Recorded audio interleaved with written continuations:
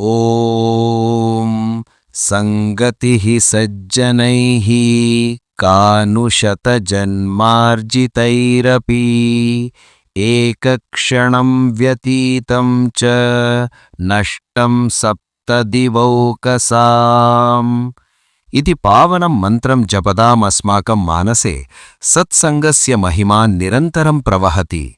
अयं श्लोकः केवलं शब्दसमूहः नास्ति, अपितु अनन्तकोटिपुण्यानां फलस्वरूपः एकः दिव्यः ध्वनिः अस्ति, यः मनुष्यस्य अन्तरात्मानं जागरयति।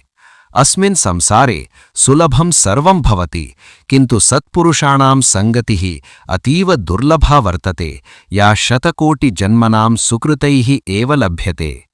यदा वयं सज्जनानां समीपे उपविशामः तदा अस्माकं दुर्गुणाः क्षणेनैव नश्यन्ति, तथा च हृदये विमलज्ञानस्य प्रकाशः उदेति। एषा संगतिः एकं तादृशं दिव्य औषधमस्ति यत् जन्ममरणस्य व्याधीमपि दूरीकर्तुं समर्थं भवति इत्यत्र नास्ति संशयः। अतः मुमुक्षुभिः सर्वदा साधुसमागमः एव करणीयः, यतः सः एव परमतत्त्वस्य साक्षात्काराय एकमात्रं सोपानं वर्तते। सज्जनानां संगतिः खलु तादृशी गंगाधारा अस्ति, या पापपङ्कात् अस्मान् रक्षति तथा च अस्माकं बुद्धिं निर्मलीकरोति। श्लोकेऽस्मिन् शतजन्मार्जितैः इति पदेन स्पष्टं भवति यत् एकस्य सज्जनस्य दर्शनमपि अकारणिकं न भवति, अपितु तस्य पृष्ठतः अस्माकं सुदीर्घा साधना तिष्ठति। यथा सुवर्णम् अग्निना तप्यमानं सत् अधिकम् उज्ज्वलं भवति, तथा एव मनुष्यः सत्सङ्गेन परिष्कृतः सन् दिव्यतेजसा युक्तः जायते। एषः मन्त्रः अस्मान् बोधयति यत् संसारे भ्रमन्तः वयं बहुवारं व्यर्थेषु कार्येषु समयं विनाशयामः, किन्तु सज्जनस्य सान्निध्यं तु तादृशः कल्पवृक्षः अस्ति यस्य छायायाम् उपविश्य सर्वं लभ्यते। अस्मिन् सान्निध्ये यानि निमेषमात्रमपि व्यतीतानि भवन्ति तानि एव जीवने वास्तविकी सम्पत्तिः इति मन्यते। यदा वयं मन्त्रवत् एतं विचारं चिन्तयामः तदा अस्माकं दृष्टौ स्वर्गस्यापि वैभवं तुच्छं प्रतिभाति। सप्तदिवौकसाम् इति पदं देवानां सप्तानां लोकानाम् ऐश्वर्यं सूचयति, यत् सुखप्रदं तु अस्ति किन्तु विनाशशीलम्। देवानां सुखं केवलं भोगात्मकं भवति, परन्तु सज्जनानां संगतिः मोक्षात्मिका वर्तते, या अस्मान् कालातीतं करोति। एकक्षणमपि यदि कश्चित् महापुरुषः अस्मान् करुणया पश्यति तर्हि तस्य दर्शनस्य प्रभावः इन्द्रेन्द्रस्य इन्द्रासनादपि गुरुतरः भवति। एषः विचारः अस्माकम् अहंभावं नाशयति, तथा च अस्मान् विनयशीलान् करोति, यतः ज्ञानिनां संगे एव अस्माकं लघुतायाः बोधः भवति। यः सुखम् इन्द्रादिदेवाः अपि न अनुभवन्ति तत् सुखं सत्सङ्गेन भक्तः अनायासेन प्राप्नोति।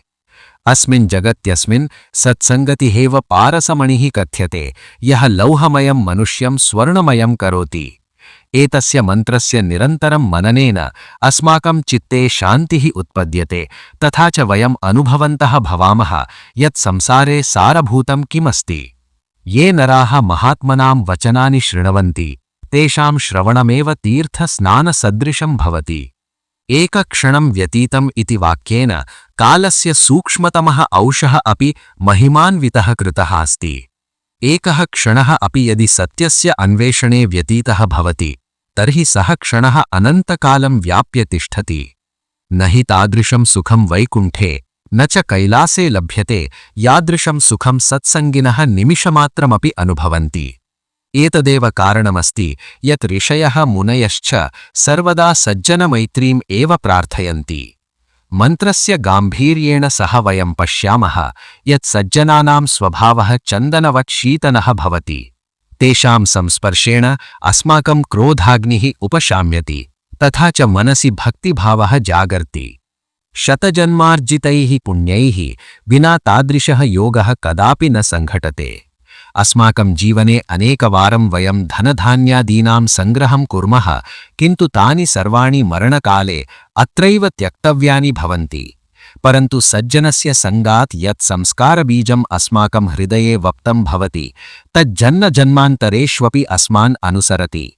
अतः एषा सङ्गतिः एव शाश्वतं धनमस्ति।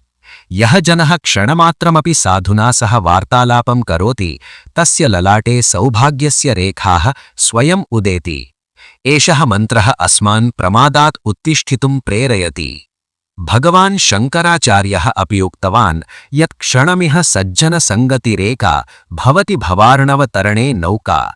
एषः मन्त्रः तस्यैव सत्यस्य उद्घोषं करोति। संसारे मायाजालम् अतीव विस्तीर्णमस्ति, यस्मात् निर्गमनं सुकरं न भवति।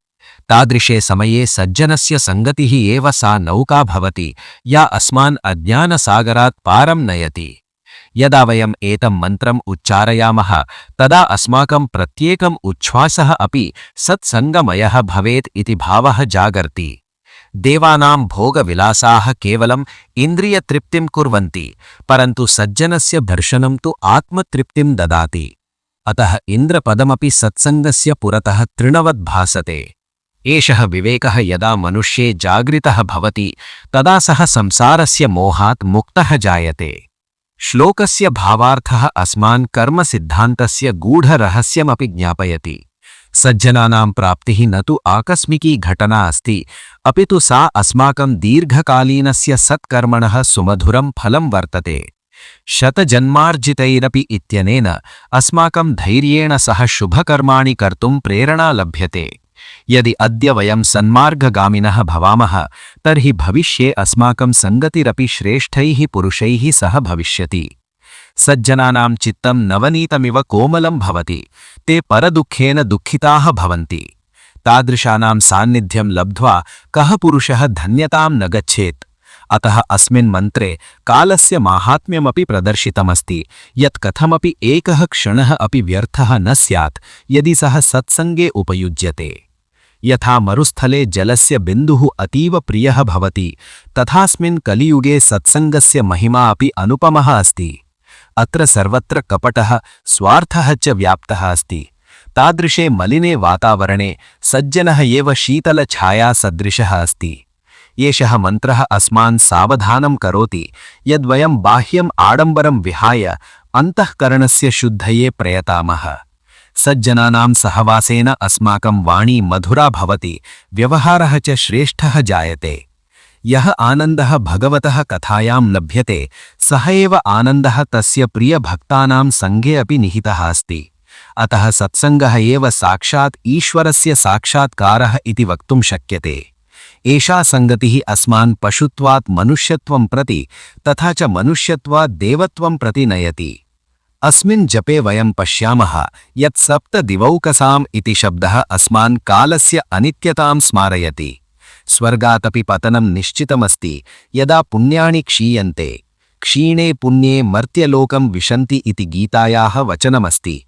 परन्तु सत्सङ्गस्य प्रभावः कदापि न नश्यति, सः तु अक्षयः अस्ति। यः क्षणः सज्जनस्य सेवायां व्यतीतः भवति सः क्षणः अमूल्यः सन् कालातीतं गौरवं प्राप्नोति। अस्माकं परम्परायां नारदरत्नाकरयोः संवादः अथवा जनक अष्टावक्रयोः मेलनं सत्सङ्गस्यैव जयघोषं करोति। एकः एव क्षणः वाल्मीकिं महाकविम् अकरोत्।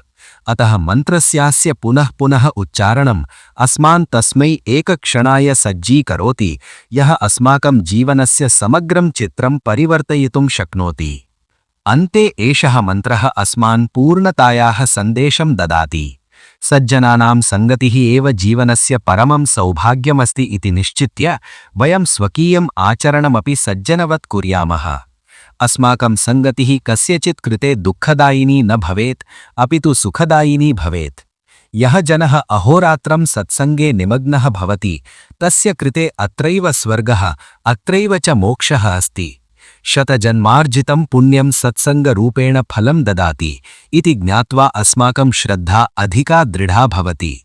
एषः दिव्यः मन्त्रः सर्वेषां कल्याणाय भवतु, तथा च अस्माकं सर्वेषां जीवनं सज्जनानां पादपद्मेषु समर्पितं भूत्वा दिव्यतां प्राप्नुयात् इति अस्माकं प्रार्थना।